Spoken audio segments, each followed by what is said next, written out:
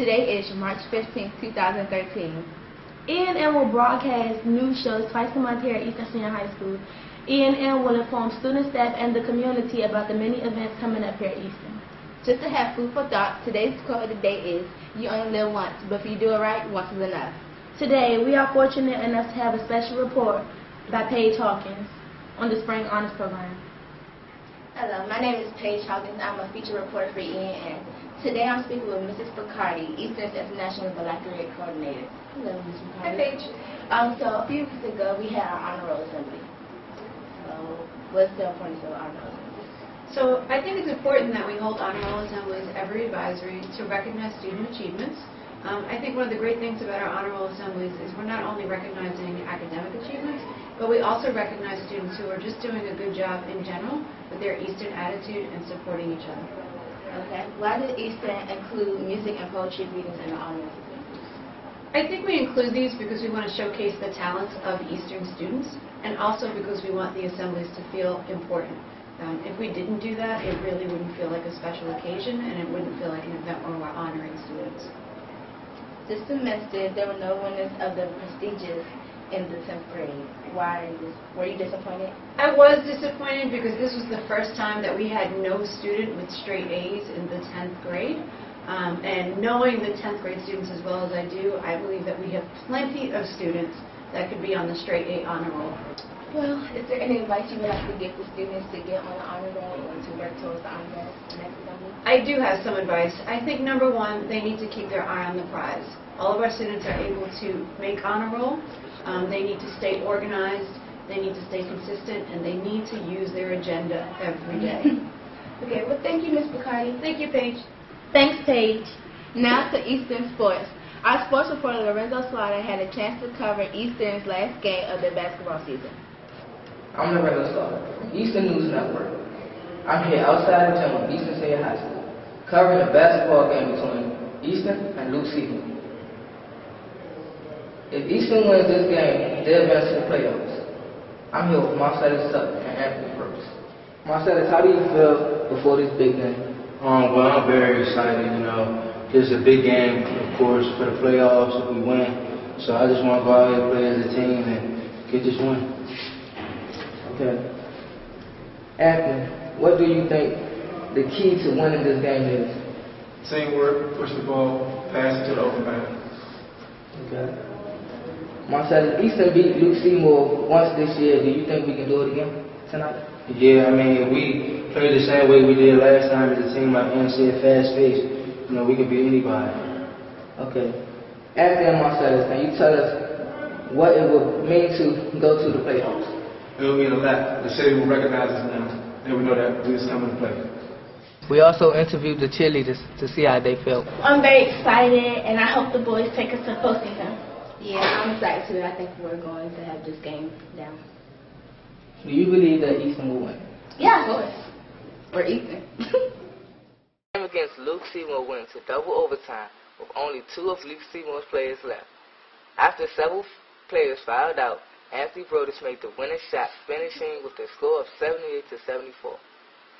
Sadly, even though Eastern won, they would not progress to the playoffs because Wilson High School needed to lose their game against Spingarn in order for Eastern to advance to the playoffs. But when Wilson won their game, leaving Eastern's team unable to come, overall Eastern had a great game and played very hard. Thanks, Lorenzo, and congratulations to our Ramblers. Now here's our arts report. What's happening on the Eastern art scene page? I'm here with Eastern's political cartoonist, Rockman Shabazz. Rock, how did you get your interest in drawing? I got, it was something I started when I was like 4 years old. So the first thing I started doing was, I think, painting my own picture. So later on, I switched over to just like drawing with crayons and stuff. Then I moved on to pencils, and I fell in love with it. I know you have interest in political cartooning. Yeah, right. I'm particularly interested in several of your recent political cartoons. What's the meaning behind this cartoon? This one? Yes. Right, well, I drew this when Obama and, what's his name? Romney. Yeah, right. Okay, so I drew this when Obama and Mitt Romney was running for president. And at the time, they was like, if Mitt Romney becomes president, then he was going to, take money out of a lot of things. And PBS was one of them. So a big rumor had started where everybody was like, oh my God, Mitt Romney's going to take away Sesame Street. He doesn't like Sesame Street. He doesn't like Elmo. He doesn't like Big Bird. So then I had the idea. I was like, hey, I'm going to draw Mitt Romney choking Big Bird since he wants to get rid of Sesame Street. So I drew that. And should have voted for Obama part. That is something that people would think if they had actually voted for Mitt Romney. So.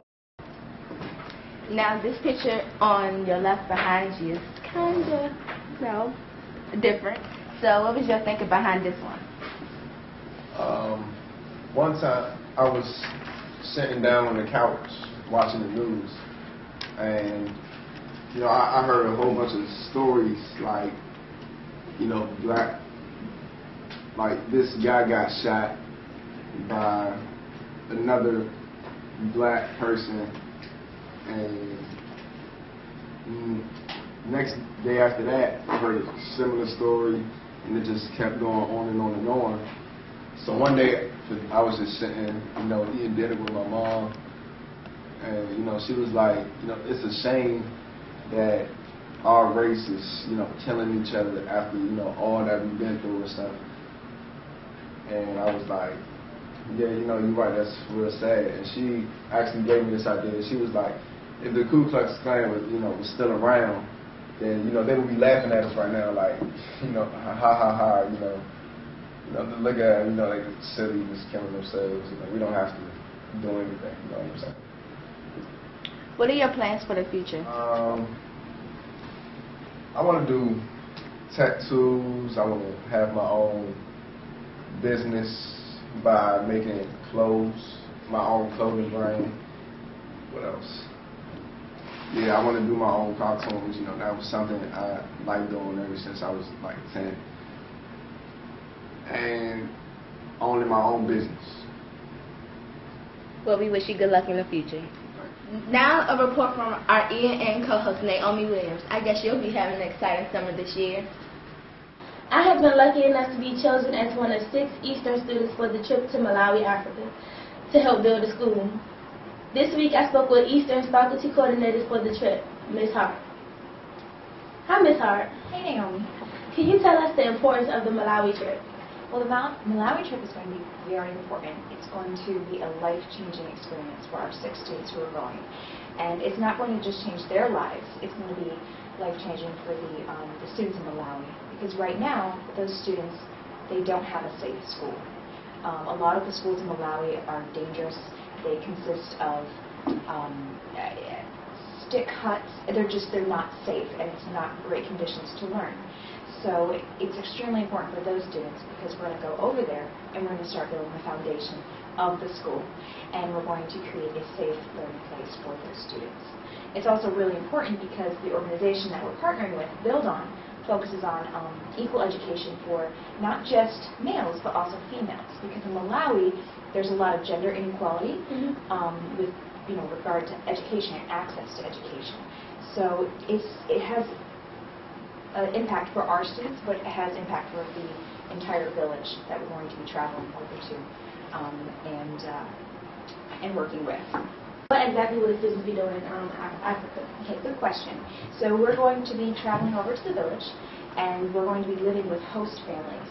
So we're actually be completely immersed in the Malawi culture. So living, side by side, with the little children who are actually going to be attending the school that we're building. There's going to be morning shifts and afternoon shifts. So one day our group might do 4 hours of construction work in the morning. So that construction work will be digging, pouring cement, basically building the foundation of this school. And then in the afternoon, we'll take a break because we're not going to have you guys work 8 hours.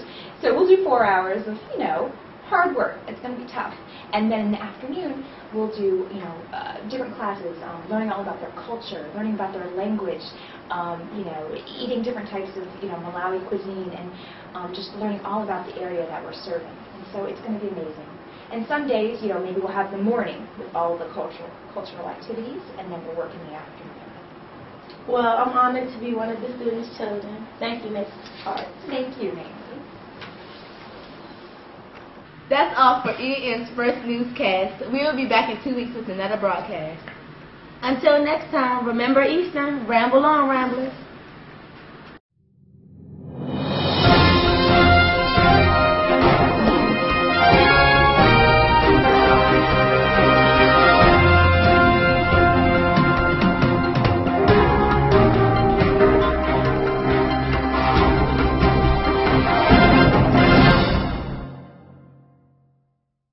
Cheeseburgers, bro. Dude! We're late for journalism club. Yeah. Let's go.